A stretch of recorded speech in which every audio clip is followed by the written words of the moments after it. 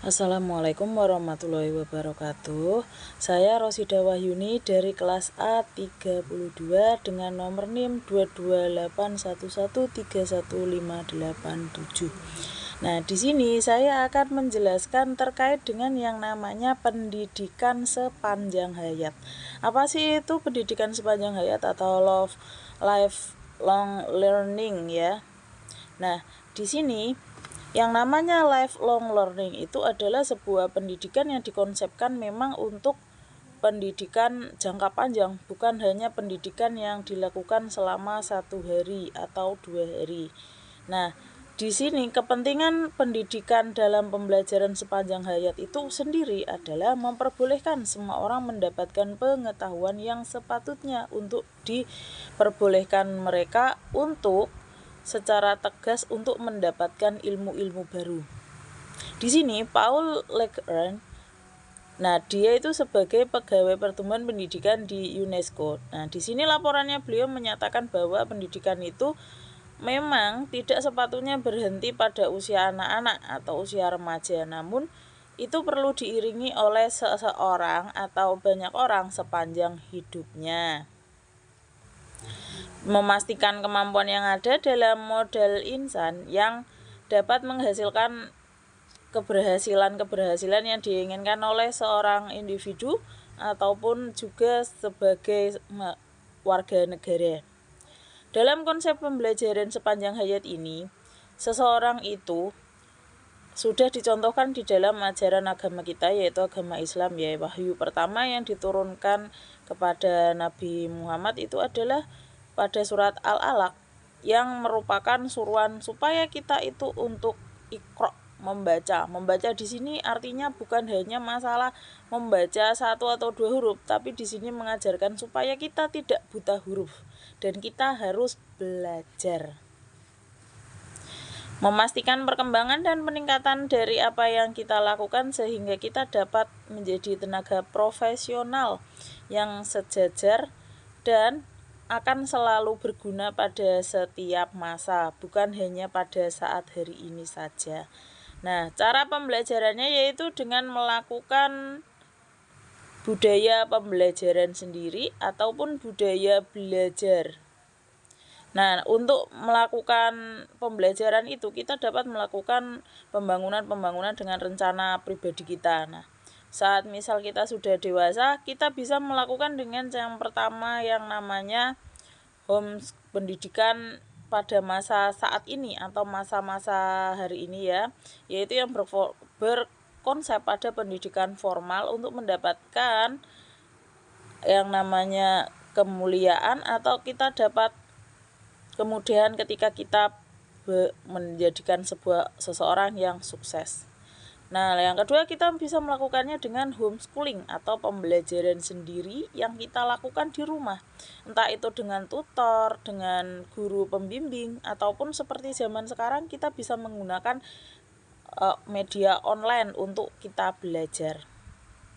Yang ketiga yaitu pendidikan yang lanjutan ataupun pendidikan pada perguruan tinggi seperti yang kita lakukan, dan itu konsepnya adalah pendidikan formal. Lalu kemudian kita juga dapat melakukan latihan sendiri atau dengan bahasanya dengan job training ya. Kita minta belajar dengan tenaga-tenaga yang profesional untuk mengajari kita ilmu-ilmu yang bermanfaat. Kemudian kita juga harus melakukan pembelajaran maya karena zaman sekarang kita sangatlah mudah mencari ilmu dengan internet ataupun dengan sosial media. Kita juga bisa melakukan yang namanya studi banding ya, di mana kita itu belajar pada orang-orang yang sudah profesional dan berhasil pada bidang yang akan kita pelajari. Lalu kemudian kita bisa juga mengikut sertakan budaya pendidikan. Budaya pendidikan di sini yaitu sebuah aktivitas yang berkesan dalam pembelajaran sepanjang hayat, seperti contohnya mengurusi penyelidikan saat kita berpikir, lalu kita dapat merancang apa sih yang akan kita pelajari, melakukan tinjauan atau melakukan pembelajaran langsung pada lokasi dengan membaca berbagai macam rujukan-rujukan ataupun kita mengikuti kajian-kajian tertentu. Nah, menurut teori dari Haris Safwan bin Yaakob, faktor-faktor yang mempengaruhi sebuah pendidikan itu adalah amalan-amalan atau penyelidikan-penyelidikan yang kita lakukan dan yang sudah pernah dilakukan oleh orang lain, dan ini menentukan keberhasilan kita. Nah, faktor-faktor yang dapat mempengaruhi keberhasilan kita di dalam pembelajaran yang pertama yaitu bagaimana kita memilih guru. Kemudian kita dapat mempelajari apa yang kita pelajari, atau bahasanya kita dapat melaksanakan pendidikan tersebut. Lalu kemudian menyesuaikan iklim sekolah bagi kita yang sedang bersekolah, memilih sekolah yang cocok dengan kita, lalu kita melakukan pendidikan itu sebaik-baik mungkin.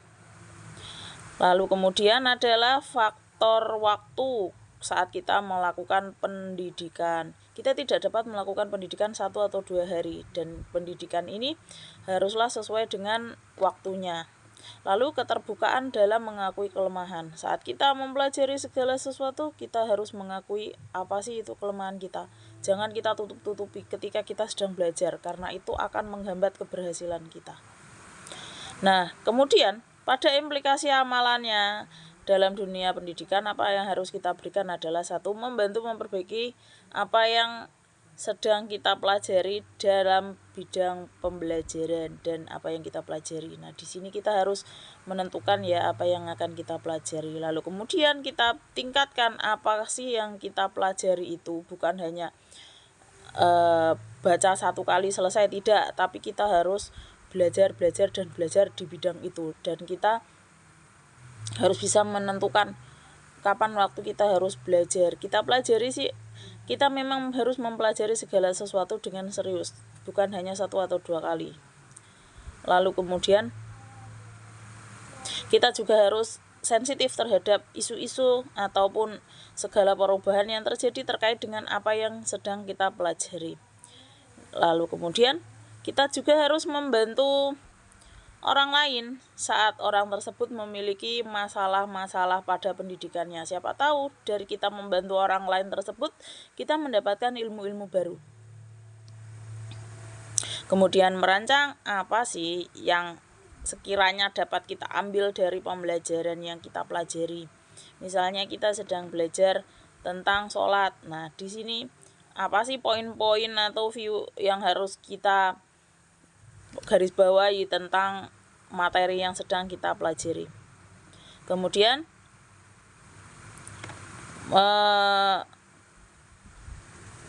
kita harus memiliki objektivitas di dalam ilmu tersebut. Kita tidak dapat menilai segala sesuatu hanya dari sudut pandang kita. Sebuah ilmu itu harus sesuai dengan kaidah-kaidah objektifnya. Tidak boleh kita mengikuti apa mau kita kalau kita ingin belajar sungguh-sungguh.